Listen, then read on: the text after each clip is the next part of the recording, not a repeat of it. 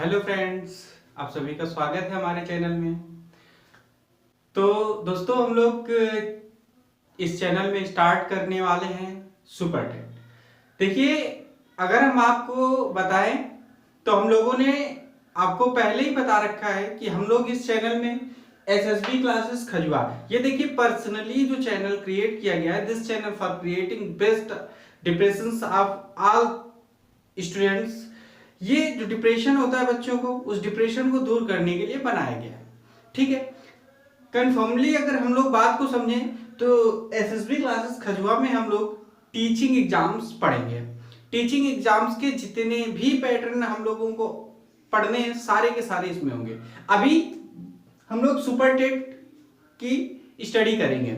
दूसरी चीज, हम लोग यहाँ पे 6th लेवल से 12th लेवल तक भी कुछ ऐसे जैसे साइंस हो जाती है और मैथ्स हो जाती है। क्योंकि यही साइंस और यही मैथ्स हम लोगों को कहाँ पे पढ़नी है, सुपर टेट में, जो 20 नंबर की मैथ्स आती है।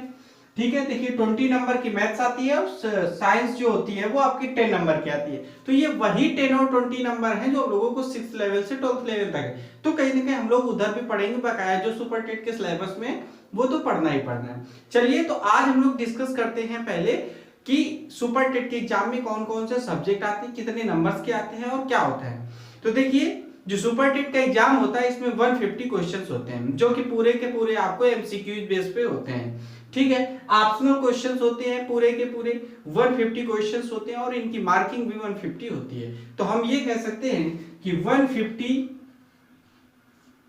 क्वेश्चंस होते हैं इसमें। ठीक है, और 150 मार्क्स का होता है। बात आप लोगों को समझ में आ गई।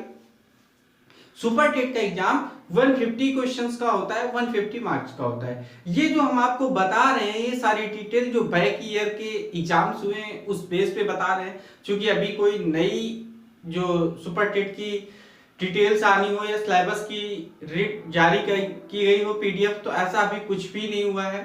अभी ऑफिशियल नोटिस भी नहीं है कि इस सिलेबस पे पढ़ना है हम लोगों को। लेकिन एक बात हम लोगों को पता है कि कितना भी चेंज कर ले, एक या दो टॉपिक आगे पीछे हो सकता है, बकाया पढ़ना वही है। इस वजह से हम लोग पहले से ही हर चीज पढ़ेंगे।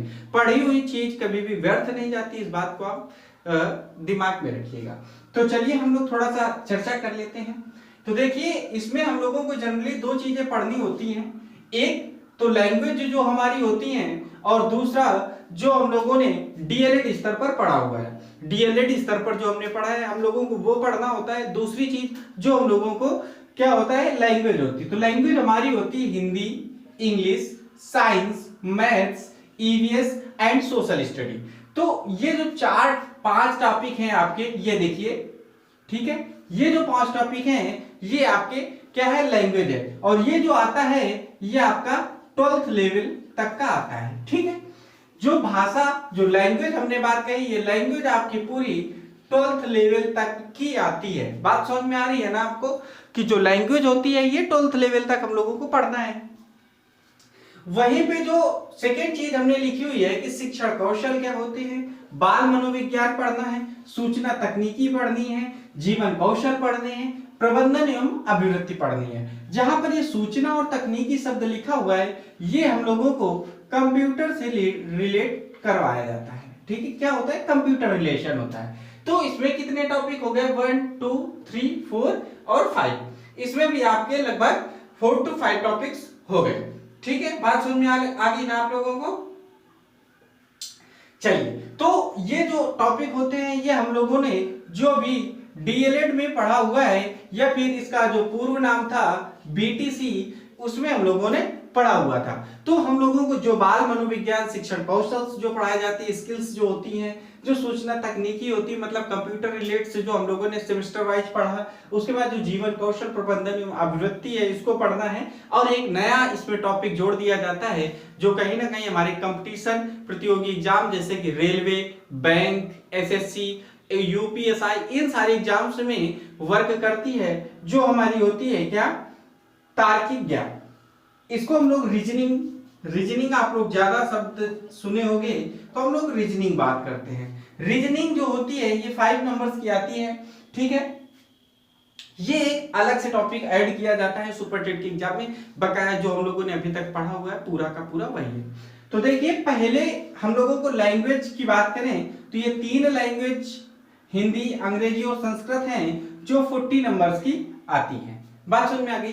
हिंदी, अंग्रेजी, संस्कृत, और ये हिंदी, अंग्रेजी, संस्कृत जो लैंग्वेज है ये 40 नंबर्स की आती है। वहीं पे अगर हम साइंस की बात करें तो साइंस हमारी 10 नंबर की आती है, मैथ्स 20 नंबर की, जो हमारी ईवीएस एंड सोशल स्टडी है, इन्वायरमेंट्स जो है ये हमारी 10 नंबर की आती है। जो हमारे शिक्षण कौशल होते हैं, जो टीचिंग स्किल्स होती है, ये भी 10 नंबर के आते हैं। बाल मनोविज्ञान जो हमारी साइकोलॉजी है ये 10 नंबर की आती है। देखिए साइकोलॉजी सेम टू सेम वही चीज आप समझें जो आपने फर्स्ट एंड सेकंड सेमेस्टर में पढ़ रखी है, पूरी की पूरी वही आएगी। बस क्या है, आपको इसका first paper and second paper देखिए क्या करना है, फर्स्ट एंड सेकंड सेमेस्टर का फर्स्ट एंड सेकंड पेपर आपको तैयार करना है। वहीं पे तार्किक ज्ञान की बात करें मतलब रीजनिंग, ये 5 नंबर की है। सूचना तकनीकी जो है आपको इंफॉर्मेशन टेक्नोलॉजी, ये इंफॉर्मेशन टेक्नोलॉजी आपकी जो 5 नंबर की आती है। हमने कहा कंप्यूटर रिलेट्स होगी, इंटरनेट होगा, प्रोटोकॉल्स होंगी, ये सारी चीजें पढ़नी है जो हम लोगों ने सेमेस्टर में पढ़े हुए हैं। ठीक है, जीवन कौशल और प्रबंधन एवं अभिवृद्धि ये आपकी 10 नंबर की होगी। लेकिन वहीं पर अगर हम बात करें कि सामान्य ज्ञान और समसामयिक घटनाएं जो होती है, करंट अफेयर्स की जो क्वेश्चंस होते हैं, जनरल नॉलेज के जो क्वेश्चंस होते हैं, ये 30 नंबर के होते हैं और पूरा का पूरा खेल यही होता है। तो हम लोगों को पूरा सिलेबस तो कवर करना ही करना है और फोकस हम लोगों को यहाँ भी रखना है। ठीक है दोस्तों, तो आगे देखते हैं। इसके बाद हम लोग अलग अलग डिस्कस करते हैं कि साइंस में क्या पढ़ना है और हिंदी, अंग्रेजी, संस्कृत में क्या पढ़ना है, मैथ्स में क्या पढ़ना है। तो ये सारी चीजें भी आगे हम लोग देख लेते हैं, क्योंकि हर एक चीज अगर नॉलेज में होगी तो हम लोगों को ज्यादा आराम मिलेगी। ओके, चलिए देखते हैं फिर आगे। चलिए तो आगे अब हम लोग इंडिविजुअल हर एक सब्जेक्ट का सिलेबस देखेंगे। अभी मैंने ओवरऑल आपको सुपर टेट में आने वाले हर एक सब्जेक्ट को बताया, कितने नंबर का कौन सा सब्जेक्ट आता है, ये चीज डिस्कस की थी। अब हम लोग आगे डिस्कस कर रहे हैं कि हर एक सब्जेक्ट जो है उसमें कौन कौन सा टॉपिक पढ़ना होगा। तो जैसे अभी मैंने लैंग्वेज की बात कही थी कि जो लैंग्वेज है उस लैंग्वेज में हिंदी, इंग्लिश और संस्कृत, ये आपकी टोटल 40 नंबर की मैंने बताई। इसमें आपको 2 चीजें पढ़नी होगी, हर एक चीज का आपको व्याकरण पढ़ना होगा और उसमें कुछ अपठित गद्यांश होंगे। इंग्लिश में जैसे अनसीन पैसेज एक दिया जाएगा, उसमें कुछ क्वेश्चंस पूछे जाते हैं, वो सारी चीजें अपठित गद्यांश होगा, unseen passage and grammar portion होता है। ये आपको टोटल इन तीनों को मिला करके 40 नंबर का आता है। वही दूसरा टॉपिक आपका दूसरा सब्जेक्ट आता है साइंस। साइंस 10 नंबर की है और उसमें से हम लोगों को ये ढेर सारे 15 जो टॉपिक है, चैप्टर है, इनको पढ़ना है।